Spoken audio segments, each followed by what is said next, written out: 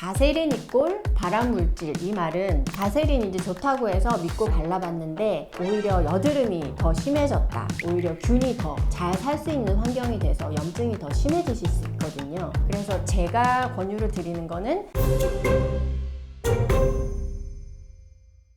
안녕하세요.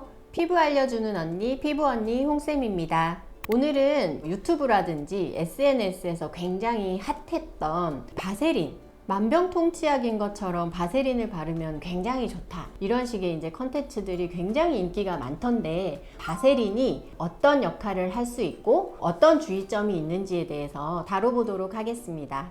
원장님, 주변에 보면 다들 바세린 엄청 많이 사용하잖아요. 네. 근데 이게 정확히 어떤 성분인가요? 바세린은 원래 석유에서 추출한 페트롤리움이라는 성분이 주 성분인데요. 석유를 정제하고 탈색해서 유해 성분을 이제 제거한 상태에서 남은 그런 성분들을 가지고 만든 것이 바세린이라고 보시면 됩니다. 이 바세린은 예찬론자, 이런 분들이 되게 많으신 것 같은데요. 예찬론자들이 하시는 얘기는 수분감이 좋다든지 보습을 잘 되게 해준다든지, 심지어는 상처에 이거를 바르면 상처의 회복에도 좋다, 이런 이제 주장들이 있어요. 그런데 저 같은 경우는 이렇게까지 예찬할 정도는 아닌데 라고 이제 회의적인 생각이 조금 들더라고요. 자기가 이렇게 발랐을 때 주름도 펴지는 것 같고 보습감이 좋았다, 이렇게 말씀을 하시는 분들의 피부를 한번 봐보시면요, 사실상 굉장히 건강한 피부고요, 건성 피부일지언정 문제성 피부가 아니실 거예요. 아마 댓글들 이렇게 쭉 보시면은요, 이런 얘기들 되게 많아요. 바세린을 3일 정도 발랐는데 막 뾰루지 같이 트러블이 계속 올라옵니다. 바세린 이제 좋다고 해서 믿고 발라봤는데 오히려 여드름이 더 심해졌다, 모공도 더 확장돼서 모공도 더 많이 보인다, 이런 댓글들을 많이 보실 수가 있을 거예요. 바세린은 섣부르게 그냥 다 좋다더라 이렇게 해서 이제 편승해서 쓰시게 되면은 굉장히 많은 부작용을 겪으실 거라고 저는 예상을 하고 있습니다. 그 바세린이라는 성분 자체에 수분감을 더해준다든지 아니면 피부에 좋은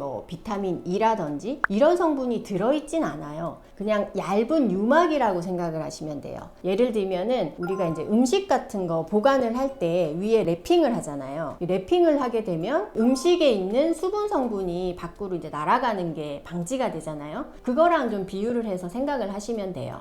바세린은 얇은 유막을 형성을 해서 수분감이 날아가는 것을 좀 방지를 해주고요, 먼지라든지 이런 것들이 이제 피부 속에 닿지 않게 해줘서 보호를 하는 역할은 할 수가 있어요. 그게 바로 바세린의 주 역할이지, 피부를 더 좋아지게 한다든지 피부에 수분을 흡수를 시켜준다든지 이런 역할은 전혀 없거든요. 특히나 중요한 거는 염증이 있거나 상처가 났어요. 그런 부분에 항생제 성분이 들어있는 연고를 쓰셔야 되는 때에 바세린 바르면 좋다더라, 낫는다더라 이렇게 해서 거기에 바세린을 덮어버리면 오히려 균이 더 잘 살 수 있는 환경이 돼서 염증이 더 심해지실 수 있거든요. 그래서 그런 것들은 섣부르게 따라 하시면 안 될 것 같습니다.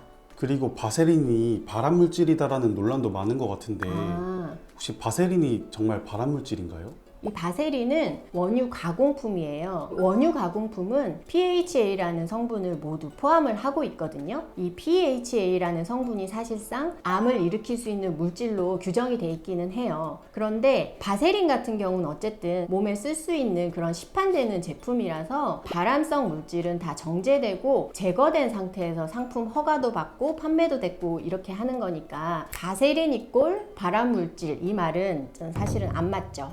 네. 원장님, 그럼 네. 바세린을 어떻게 올바르고 안전하게 사용할 수 있나요? 수분 에센스라든지 좋은 성분의 앰플이라든지 그거를 쓰시고 흡수를 더 돕기 위해서 바세린을 얇게 바르시는 거는 저는 오케이라고 생각을 하고요. 여드름이 좀 계속 나신다든지 지성 피부라서 피지 분비가 많은 피부다, 이런 분들은 저는 안 쓰시는 게 오히려 낫지 않을까, 저는 그렇게 조심스럽게 생각을 하고 있습니다. 그리고 아주 건조한 부위인데 피지 분비가 없고 이런 부위가 사실 입술이잖아요. 입술 같은 부분은 바세린을 쓰셔도 저는 상관이 없다고 생각을 하는데 굉장히 얇게 써주셔라, 그렇게 이제 설명을 좀 해드리고 싶고요. 또 한 부위 추천을 드리고 싶은 부위가 발꿈치.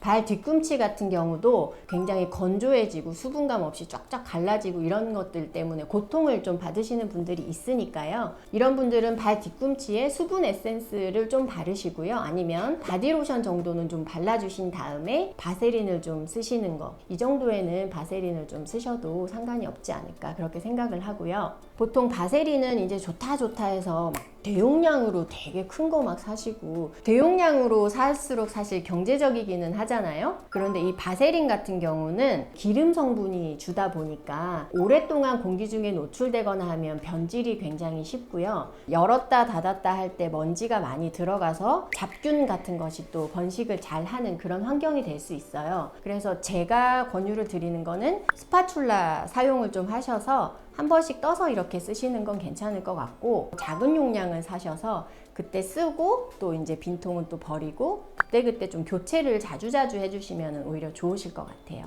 그리고 바세린을 쓰신 날에는 반드시 이제 씻어낼 때 오일 성분이 함유된 클렌저를 사용을 하셔서 깨끗하게 이렇게 해서 이제 쓰시면 크게 트러블이 나는 일은 좀 줄어들지 않을까 그렇게 생각을 합니다. 내가 트러블성 피부임에도 불구하고 그런 거를 막 쓰시는 분들도 계실 거예요. 그래서 제가 너무 걱정이 돼서 이 바세린에 대한 컨텐츠는 한번 다뤄봐야겠다 하고 벼르고 있었거든요. 바세린에 대해서 장점, 단점 이런 거를 좀 잘 숙지를 하시고 판단을 하신 다음에 이 바세린이란 것을 활용하실 수 있는 계기가 되는 방송이었으면 좋겠습니다. 감사합니다. 원장님, 이건 제가 개인적으로 궁금한 건데 네.